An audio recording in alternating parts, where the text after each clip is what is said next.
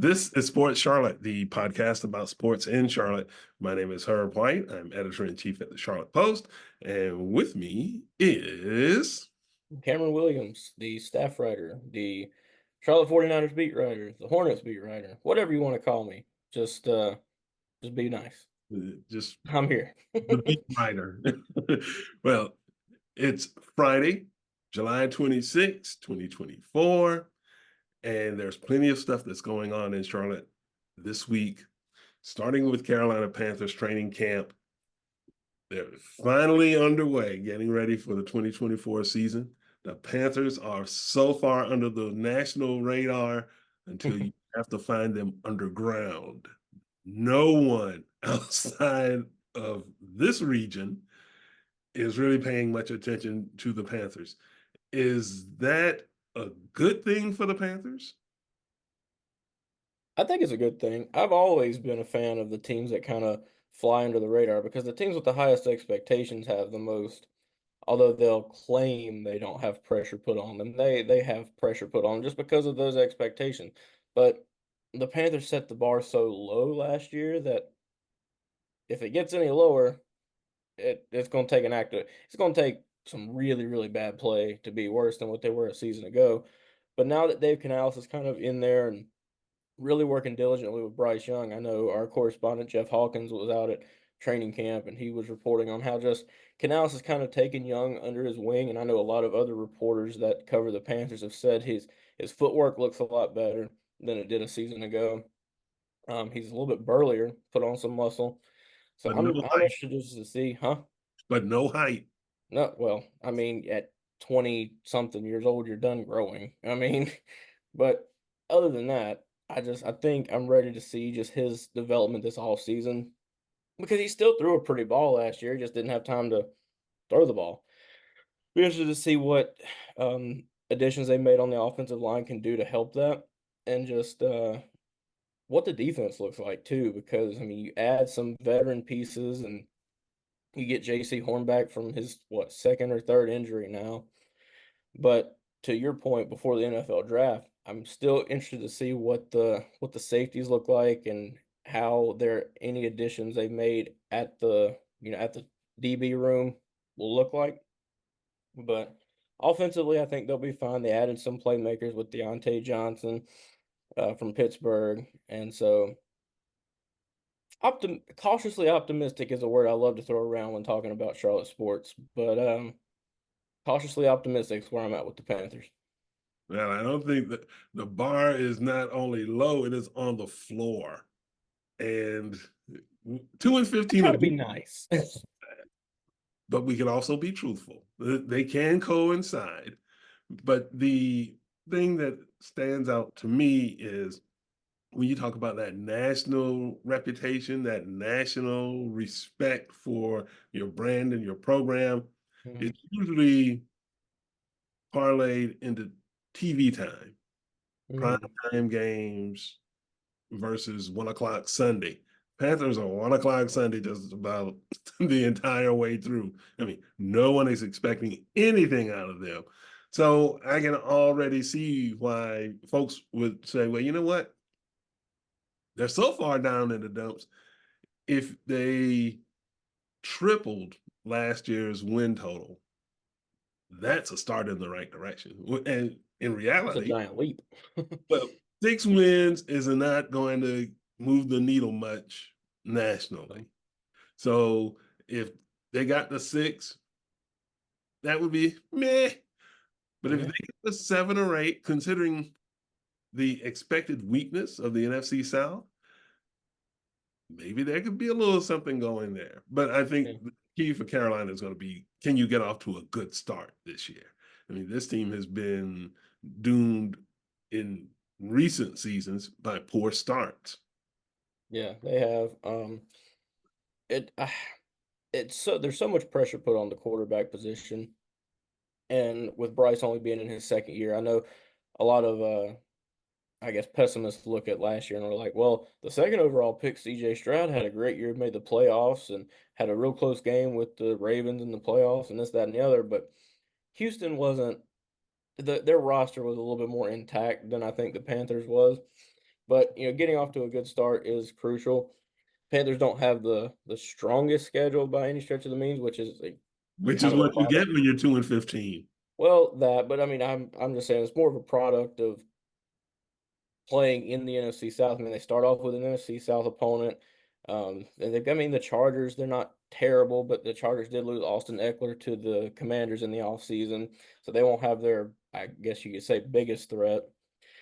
Raiders, okay. The Bengals will be a challenge, even though with the loss of Joe Mixon, they're still going to be, the Bengals. I mean, Joe Burrow's talented Joe quarterback. Burrow, yeah.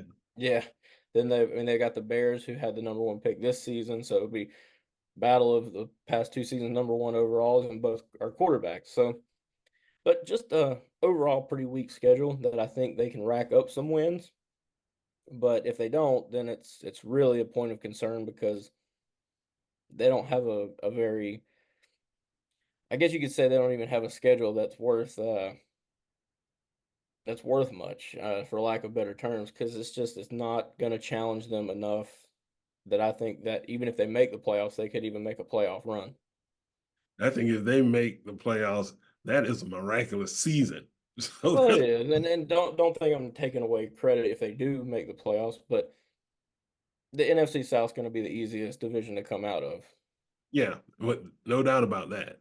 And if you are the worst team in the worst division in the NFL, Yeah, that says something about you too. and I So mean their schedule is definitely back half loaded. I mean, you look at the last couple games of the season with the Chiefs and the Eagles and the Cowboys, so yeah, those games will be problems. that those will be issues. I mean, unfortunately, they've got the Chiefs and the Cowboys at home, or I mean, whatever that matters. I mean, I've been to Bank of America Stadium, and when they played San Francisco a season or so ago, and it was a lot of red. And I can imagine it's probably going to be a lot of red and a lot of not Carolina blue come December the 15th when the Dallas rolls into town either. So The darker it'll be shade. interesting to see.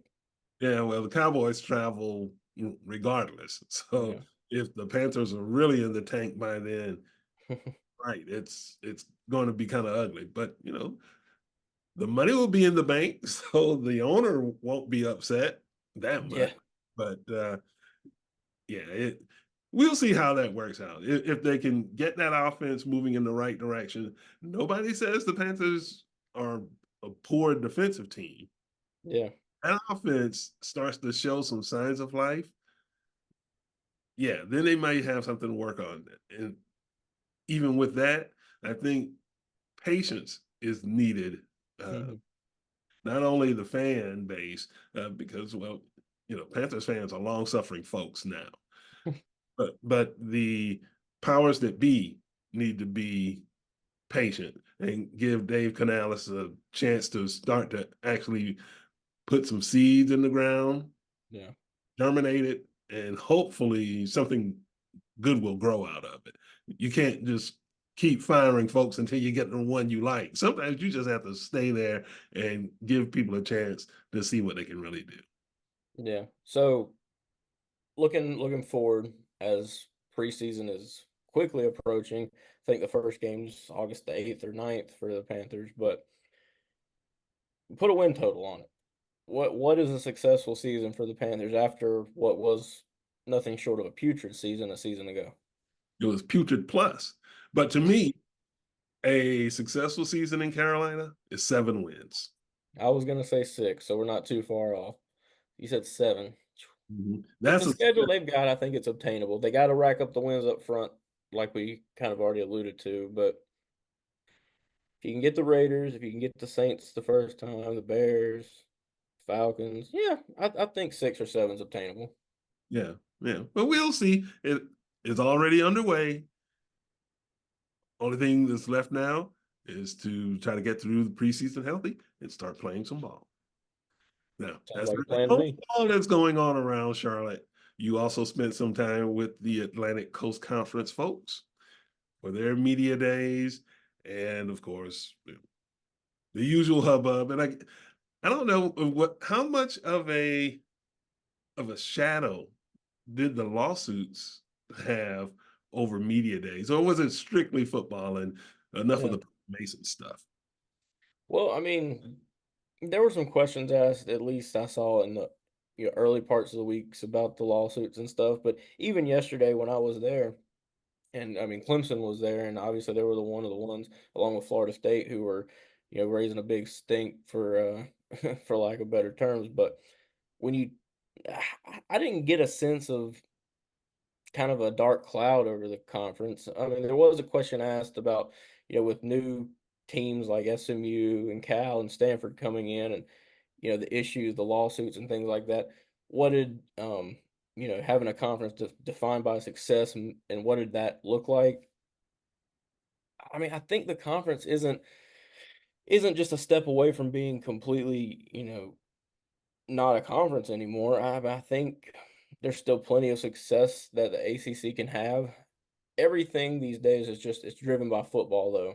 And that's one thing the ACC has not really been known for historically. They've been that basketball conference, that basketball staple.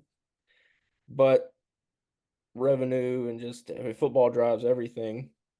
So I think moving forward, they definitely need to do what they can to keep Florida State and Clemson because they've been the two best teams for what 20 years now it seems like. So at least in that regard, I think there's still plenty of good days left for the conference. But when you just look at the teams this year, at least in my opinion, I think Clemson's probably going to be the odds-on favorite to win it.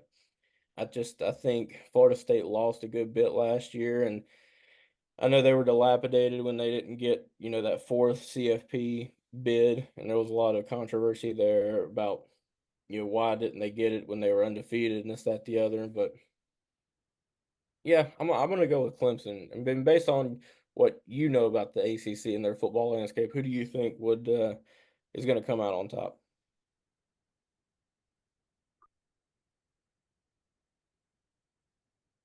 Good question. To me, it'll come down to Clemson and Florida State. You know, Duke has been a good story, but a new head coach is Yeah. in Manny Diaz. Um, New quarterback, new Malik quarterback. Murphy. That boy can Yeah, sling it. yeah. Miami, to be such a football-rich state, just doesn't move the needle enough. Uh, Hmm. North Carolina falls dead away in huge games, especially late in the season. They've always got the talent to do it too, but they can't get the job done. Yeah, so is that coaching or is that something else that comes up to bite them when the games get really important, November, December? Yeah. Oh yeah. Uh, Well, no, that's one thing Mac Brown alluded to is just they've simply just been not able to get the job done, and it's something they've looked at as a coaching staff. A lot of people have gotten fired, a lot of people have been brought in, so it's something from a schematic standpoint and a coaching standpoint they've really looked at hard. Um, a lot of talent, like I've already said. I mean, Amarion Hampton's probably my preseason player of the year. Either him or Cade Klubnik from Clemson. But Amarion, he's coming off a season rush for 1,500 yards. In an offense where they had Drake May, who clearly was best quarterback in the ACC, and then you got a lot of weapons at receiver around him. I did a story that'll be coming out soon on kind of local kids who've made an impact at North Carolina. Power Echols being the main guy at linebacker, but there's also a bunch of receivers between Jordan Ship from Providence Day and Christian Hamilton from just north of the Charlotte area at Hickory Ridge and Harrisburg. So a lot of talent on North Carolina's roster, but can Mac Brown figure it out? yeah, and NC State may be a good dark horse in there. They've usually been the usual suspects there on that second level, but maybe this is the year that they can really make a run at it. But I think it's going to, the ACC is not going to be a killer football conference. Florida State had that vibe last year, but that's gone. Maybe it's Mhm. motivation though, but otherwise, if you're talking about the ACC, it's going to be two schools and then everybody else. Yeah. as opposed. I don't think so. I know you said Florida State at 2. NC State's my second team. I think they're right behind Clemson. Well, that would be a that would be a good upset alert. I don't doubt that NC State is capable, but you have to overcome a lot of history to be able to say, well, yeah, NC State's going to be right there at the end. You So, do, but you bring in Grayson McCall, who played at Coastal Carolina prior to that at Porter Ridge, so another local area kid, and then KC Conception. That is a bad man. dude, That yeah, is a bad man. And he's only a sophomore. And Dalen Smothers, who was also Casey's teammate at Chambers High School, transferred back from Oklahoma. So it's a roster full of talent. And then the guy they've got probably starting at running back was a starter at Duke last year in Jordan Waters. So NC State's they're gonna be just fine. yeah. No doubt. We'll see how fine once everything gets kicked off. So let's switch gears real quick to the AAC.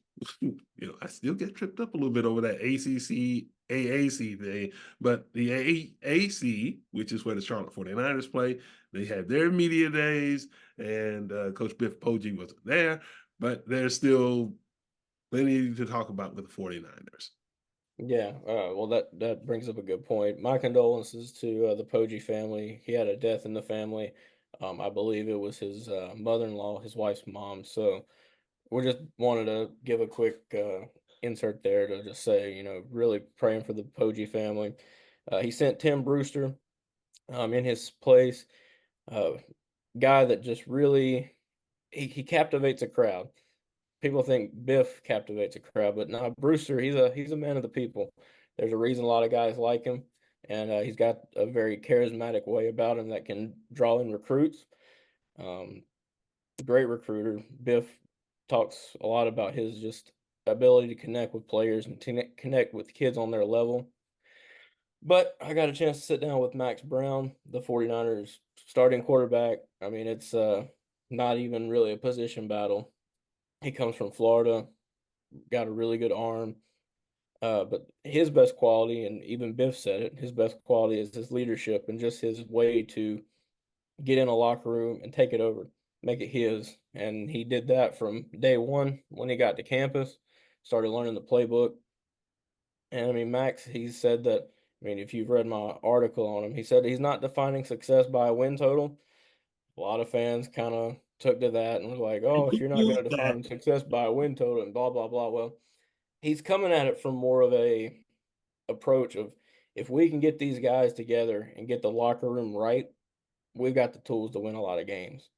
He wasn't going to put a number on that, but he thinks that they can win a lot. Well, but history books are generally recording wins and losses, not whether you pull together a locker room. I know That, this, that would but be your book. in But years past, though, they hadn't had that great of a locker room, at least from hearsay. So I think that's his main goal is to get the locker room to get everybody bought into the same goal.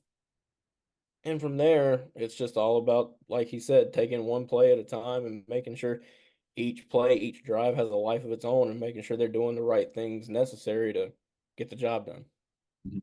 now the 49ers were in a particularly sticky situation last year in terms of, a whole lot didn't go right for them. The offense never did get meshed. The defense had moments, but because the offense wasn't that great, wore out, injuries, all the other stuff that happened. So is offense the first and only thing that needs fixing in the offseason for Charlotte to be respectable, or is it going to take something larger than that? I definitely think it was the focal point. I mean, when you look at their defense, I mean they were top 5, I think, in just overall efficiency in the conference. So they're not by any stretch of the means bad on defense. But like you said, I mean, when your offense can't stay on the field, your defense is on the field, and you get tired, more risk of injury, this, that, and the other. So it's a fine balance. You got to keep your offense on the field so your defense can stay rested up, and Charlotte just wasn't able to do that last year. And I think it was because of the two quarterback system that they were trying to implement. And I mean, it's no shade on Jalen Jones or Trexler Ivy. They were both unique and had different skill sets. But when you can't find a guy that can do both at a high level, run and pass, I think in today's landscape of college ball and even pro ball to an extent, you got to be able to scramble some. I think long gone are the days of just stationary quarterbacks, but you also have to be able to throw accurately, and I don't think Jones brought that to the table like Trexler did, and I don't think Trexler brought the run threat that Jalen did. So just looking at Max Brown's tape, he'd pull the ball down, he'd run it, but he can fit the ball in a tight window. I just watched the game that he played against Florida State, made crazy passes, just put 'em on dimes, and then also he ran the read option well. And if the end would collapse, pull it, run for 10, 15-yard gains. So I think he brings a unique skill set. If I had to put a win total that would be successful, I'd say they probably need to win 5 or 6 games and get bowl eligible. I think they've got the tools to do it, but a very hard schedule, especially up front. I know we talked about Carolina a little bit earlier. They'll go to Carolina in week 2, but they open with James Madison, and most sports books, DraftKings has JMU at a 8.5 point favorite right now. So Charlotte's not starting off.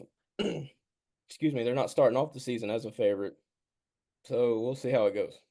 Yeah, and then there's also the trip to Chapel Hill, so there is That that. I'm sure Carolina will probably be 20-point favorite or more, and Indiana probably 14 points or more. So Charlotte's going to be playing the underdog card a lot this year.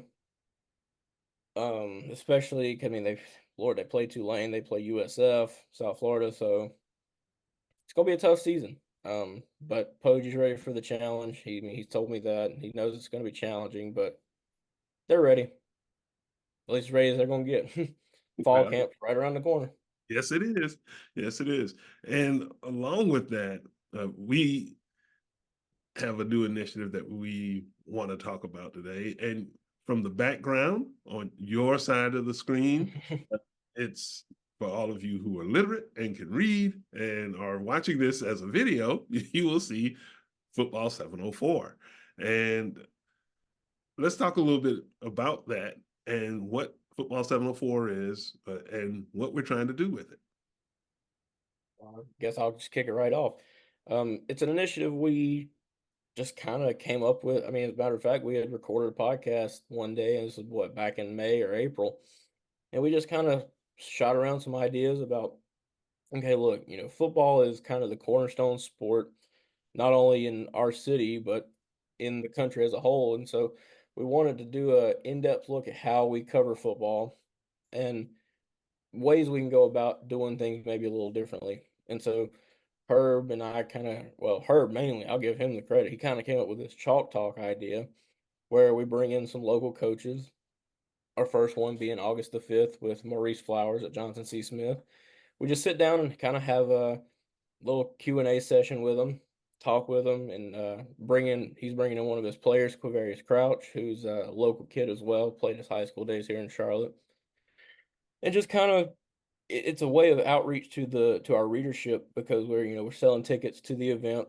You can come in, $25 gets you a chance for a raffle ticket. Actually, we're discounting the 15 today. Oh, we're discounting to 15 for our podcast listeners special. But at any rate, that gets you a 6-month subscription to the e-edition of the Post, so as well as a chance to get an autographed helmet or an autographed football and free food. I know our publisher Gerald or our CEO likes to throw that out there. Free food. Everybody likes food. But this is a small step in what we're trying to do, just as far as getting out there and covering the Shaw area. I know we talked about maybe getting some high school coaches in here and doing something with them because it's a hotbed for talent at least at the high school level. A lot of schools from out of state come in and poach our players, so to speak, to take them away from the schools like Johnson C. Smith or Charlotte or Carolina or NC State because they got a lot of talent here. I mean, you look at what we talked about earlier with Dalen Smothers. He went to Oklahoma. I mean, he was the Gatorade State Player of the Year. So a lot of talent. And Herb, I'll turn it over to you. I've talked a lot about it, but I'm excited clearly about the initiative, and I think it's something that will be very successful going forward. Yeah, and I'll just add on to that in whatever small way that I can. It's football and the Post go back way back when. The publication is a legacy newspaper, and you go back into our archives and you'll see football all over the place, along with basketball and baseball, things like that. And as we have evolved as a publication, our coverage has too. I mean, we cover a lot more than just the big three. You know, Mhm. cover soccer, we cover Olympic sports. We have even opened the book on women's sports. So we're covering a lot of stuff, but sometimes, it just helps to maintain the foundation. And that foundation for us is football and historically Black colleges and universities, which makes Maurice and Quaveras a perfect fit for the initial Chalk Talk. And we don't know how it's going to go, to be frank, and Mhm.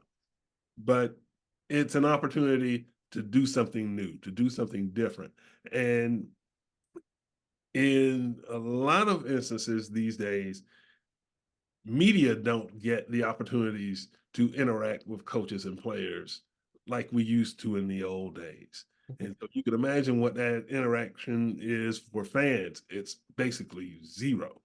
And so this is an opportunity for all of us to get together and have those conversations and dap folks up and wish them the best for a new year.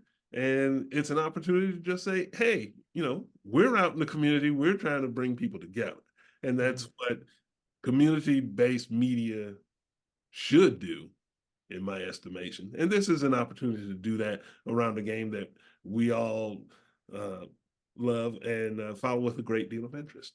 So Yeah, that's and what. it helps that the Golden Bulls are probably going to be pretty good this year. I mean, I don't Well, want to set I don't want to set the bar too high because I know coaches don't like that. But coming off a 7-4 season, picked fourth in the CIAA, got some talent on that roster. I'm just ready to see, once fall camp starts, who's going to emerge at quarterback. Because I know they got three that can really spin it. Most I've ever, covered Johnson C. Smith football since I started working at the Post, and it's a they got some talent on that roster. I'll just put it like that.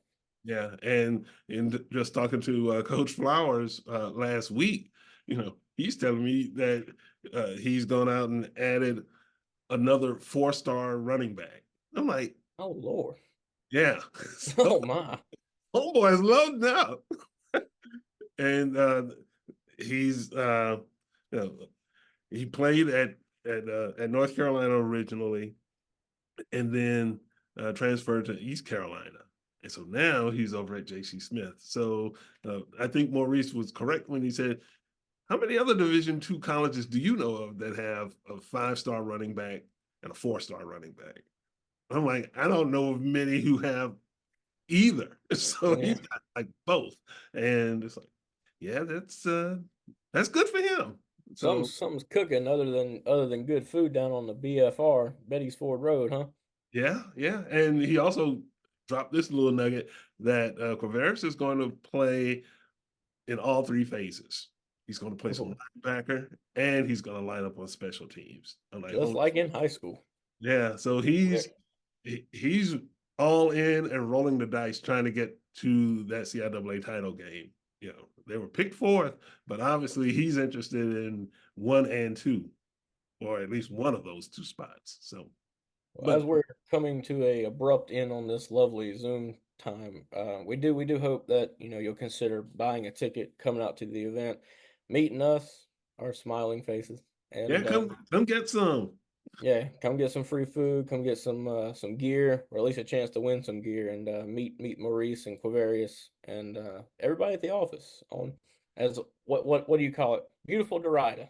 Yeah, in the beautiful Carolina neighborhood, there's going to be the grub, and there's going to be an opportunity for you to win an autographed helmet.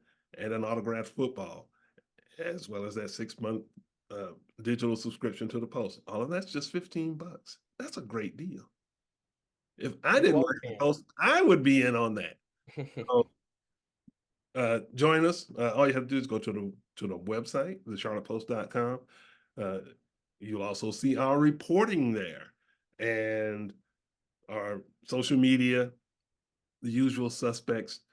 Join us wherever you happen to be hanging out. And we appreciate you also listening to the podcast on Queen City Podcast Network as well as Apple Podcasts. So for everybody at beautiful Dorida, I hope you all are having a great day at work because I'm at home. So I'm Herb. I'm Cam. Thanks for listening.